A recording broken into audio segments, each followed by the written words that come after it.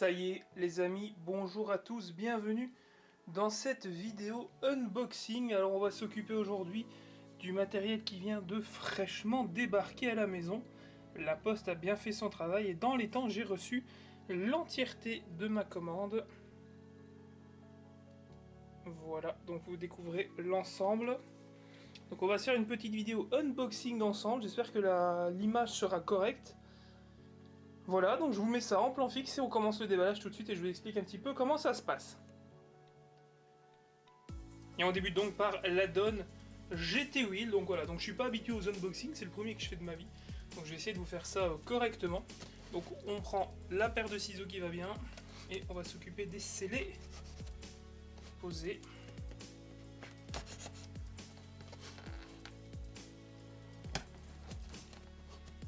Voilà, on va faire ça bien. Je pense que là on est plutôt pas mal. On va essayer de ne pas abîmer tout cela. Hop. Alors je vais essayer de me mettre pour que vous voyez bien. Faire ça maximum devant la caméra.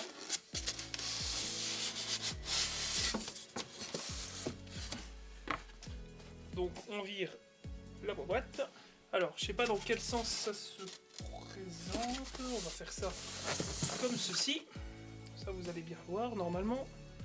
Voilà, c'est très bien. Hop, on retire le cache de la frigolite, c'est toujours bon. Alors qu'est-ce qu'on a? On a un petit guide, alors manuel d'usage, donc c'est certainement comment adapter cette extension au T500.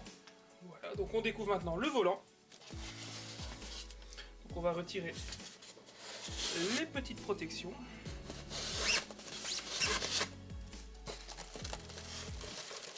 Voilà. Alors, première constatation, c'est que c'est plutôt lourd. Allez, on va déballer. Alors, grande protection. Voilà. Donc voilà l'add-on GT 458 avec donc tous les boutons qui vont bien, la croix directionnelle qui est, je sais pas si vous entendez le clic. Voilà, donc vous avez un clic qui est plutôt dur, c'est plutôt lourd, on sent vraiment le métal, hein, on sent que c'est du caoutchouc, c'est pas le G27. Les boutons sont pas mal non plus, ça presse bien. Alors derrière on a les palettes en métal également. Voilà, donc elles sont plutôt bien placées, elles sont un peu plus hautes que sur les G27 et c'est pas désagréable. Et derrière la fixation donc.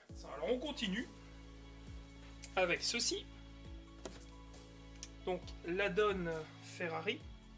Donc c'est à peu près bien cadré, hein. Je suis navré. Je pourrais dire que j'ai fait de la merde après. Alors dans quel côté nous faisons sauter la scellée? On va faire ça par ici.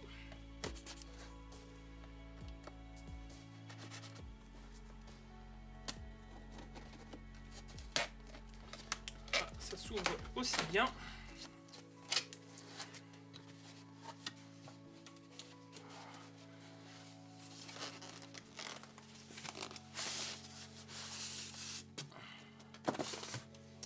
Deuxième petite boîte qui s'en va. Et pareil que tout à l'heure, on va essayer sans que ça ne se casse la figure de retirer le carton. Alors je vais pas faire le fou, je vais le poser. De nouveau un petit manuel. Donc on nous indique ici PS3, PS4, Xbox One, intéressant. Je savais pas le T500 compatible Xbox One, je savais le T300. Et donc on découvre la réplique de ce volant Formula One. Alors c'est la réplique du volant de la Ferrari.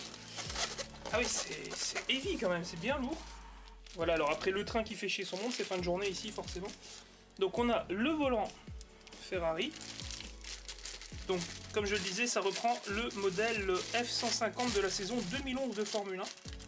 Alors est-ce qu'il y a déjà une ouverture de fait? Oui, par le dessous. Donc on découvre les palettes. Et alors l'avant du volant. J'espère que vous voyez bien. Voilà, ouais, je suis plutôt bien dans le cadre, ça va. avec la seule chose qui manque pour moi, c'est ceci, c'est-à-dire un HUD digital, mais bon, c'est vraiment pour chipoter. Donc vous avez tous les boutons.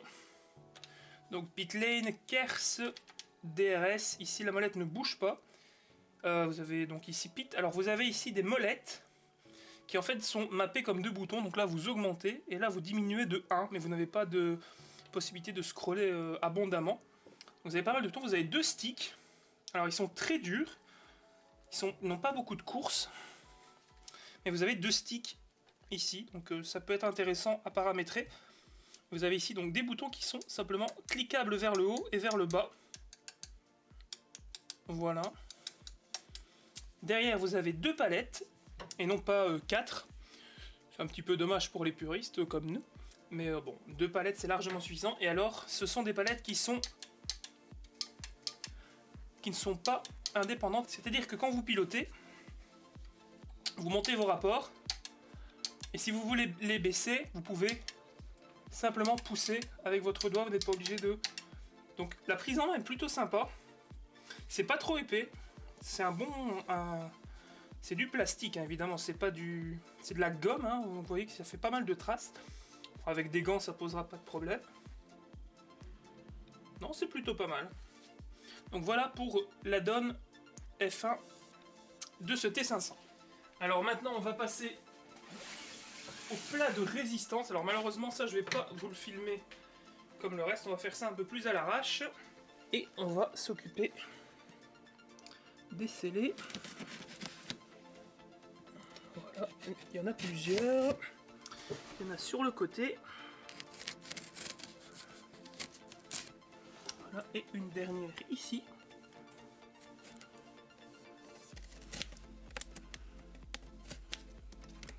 Alors bien sûr, avec la mauvaise main, ça va être compliqué. Voilà. Donc normalement, il est libéré. Alors, qu'est-ce qu'on découvre dans la boîte? Alors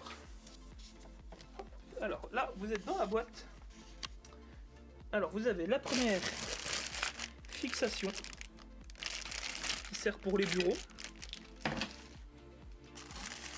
Vous avez ceci. Ça, je sais pas à quoi ça sert, pardon. Il faut mieux que je cadre, hein, sinon ce sera compliqué pour vous. Ça doit être un add-on, je pense, pour la pédale de frein, si j'ai bien vu. Voilà, ça vous permet de placer un ressort sur la course de votre pédale de frein. À tester. Le bon gros manuel qui va bien. Tuons des arbres. 2 petites clés à laine. Et alors ici, on a un gros carton. Alors en dessous on a déjà le câble d'alimentation. Voilà. Et enfin, dans cette grosse boîte. Oh il est gros.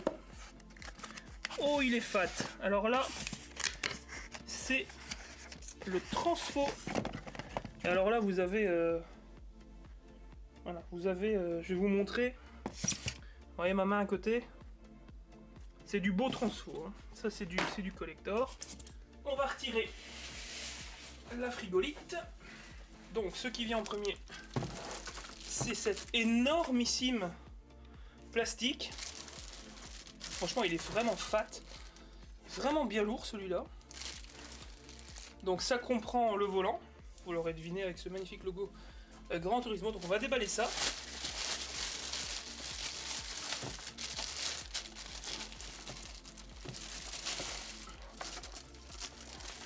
Et un G27 à côté,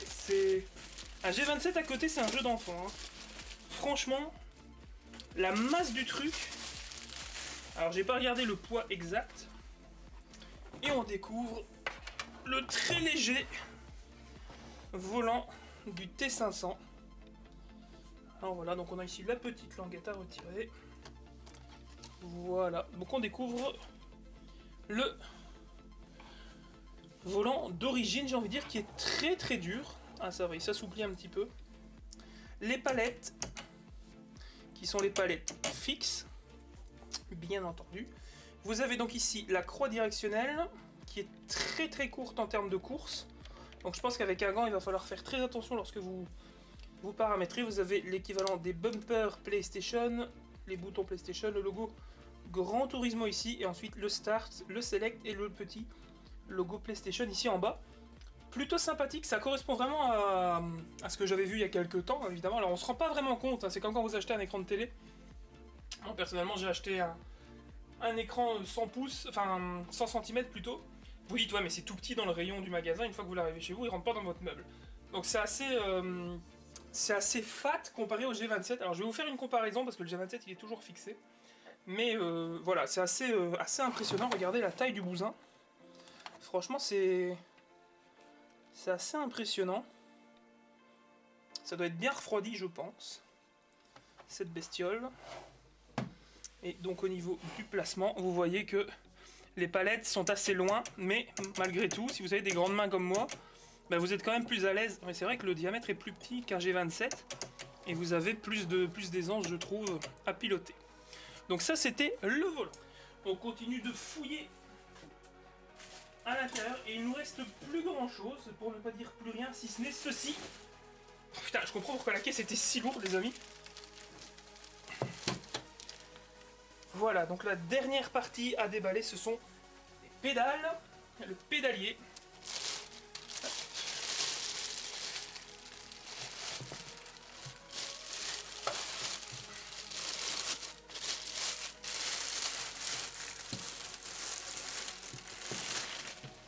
Donc un alu qui a pas mal de petits coups ici, je vais essayer de vous montrer.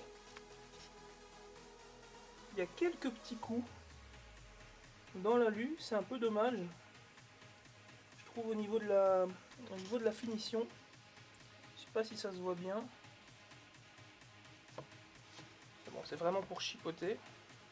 Donc vous avez le montant ici au-dessus. Et vous pouvez placer la plaque qui est ici derrière. Et pouvoir ainsi utiliser vos pédales comme ceci. C'est-à-dire comme des pédales de véhicules GT. Des pédales, pardon. Et vous pouvez inverser également. Inverser la position des pédales. Bah écoutez, très très content de l'arrivée de ce volant. Donc on va faire un petit peu de place. Donc les pédales, je vais pas vous les laisser parce que ce sont des pédales, hein, donc après tout, voilà. Donc, le grand volant. Le volant 458. S'il veut bien tenir, c'est parfait. On dirait presque que ça a été préparé. La Donne Ferrari. Voilà, donc les 3 volants qui vont me servir, donc surtout les 2 de gauche, je vous avoue. Même si c'est vrai que celui de droite est un petit peu plus grand, donc je vais voir si je vais tout de suite passer au volant GT aussi. Je vais utiliser un petit peu le plus grand volant d'origine, donc voilà. Écoutez, c'est terminé pour cet unboxing, j'espère que le son a été bon. J'espère que ça vous a plu d'avoir découvert avec moi ce Thrustmaster T500 RS. Et je vous dis à bientôt alors sur la piste pour tester ce petit bijou. Il y aura quelques tutoriels qui vont suivre dans les jours à venir, hein, on n'est pas à la minute près. Mais voilà, vous allez avoir très vite des nouvelles de ce T500. N'hésitez pas à vous abonner, à commenter et à demander des renseignements. Je suis là pour vous. Merci beaucoup et à très vite pour une prochaine vidéo. Salut les amis! C'est terminé les amis pour cette vidéo. Merci de l'avoir visionné. Rendez-vous sur les réseaux sociaux, dans la section commentaires de cette chaîne YouTube et sur The Racing Line où je poste régulièrement du contenu. A bientôt!